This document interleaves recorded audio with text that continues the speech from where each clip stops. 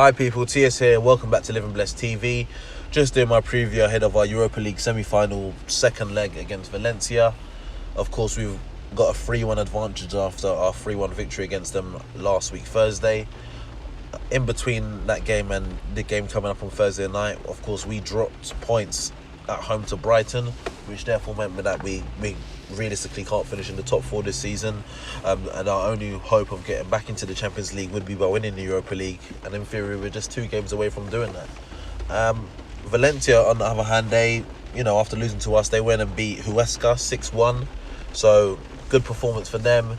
And of course, if they are going to go out this competition, they're going to want to go out with a fight in this game. And we know what our away form's like.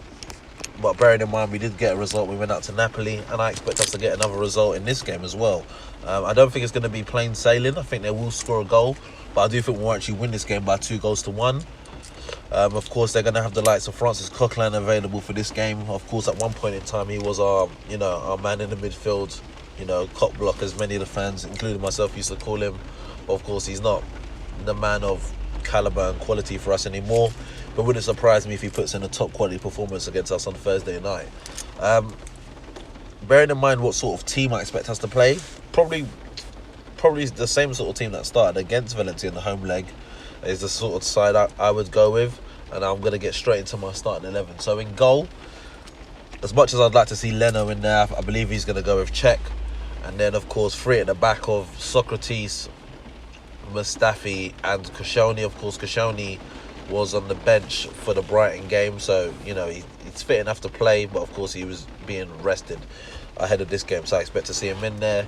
Then the 2 wing-backs, Kolasinac on one side and Maitland Niles on the other side. I'm getting a bit hopeful there, thinking about Bellerin. Yeah, Maitland Niles on the other side. Of course, he wasn't available for the Brighton game because he was out with a suspension. Then going into the middle of the park, it's going to be the usual suspects, Xhaka and Torreira. I expect them both to have a decent game. Xhaka needs to have a much better game than the game he had against Brighton. That game alone, along with many other performances earlier this season, has called for people to say it's time for him to go. And in my video about players that Arsenal need to sell, I have also said that I believe he's a player that needs to go also. But, for this game, I believe he can do a job in the middle of the park alongside Torreira. And then in front of them, we'll go with Özil. He got slated a bit after the Brighton game. And to be fair, none of the players played well. So I thought it was a bit, unfair on him. I know he does get scapegoated a lot. Sometimes he does that. Sometimes the criticism of him is actually called for. But I thought it was a bit uncalled for the performance against Brighton.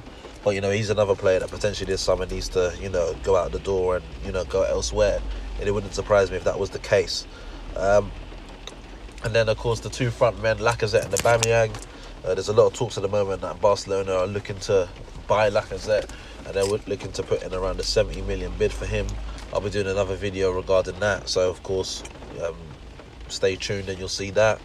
But I think that starting 11 is, comfortable enough to go there and do an astute job.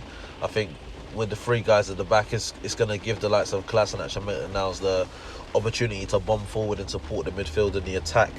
And then, of course, if we can get Özil on the ball and he can supply balls to the front too, as long as they're clinical, we've got no issues really at hand. So I'm confident that we will get a 2-1 result. And, of course, proceed to the final.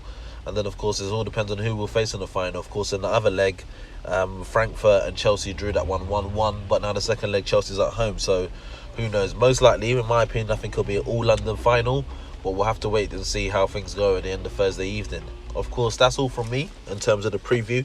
And predicting starting 11. Of course, let me know in the comment section down below your thoughts on this, and of course if you're new to the channel, subscribe, and I'll catch you later.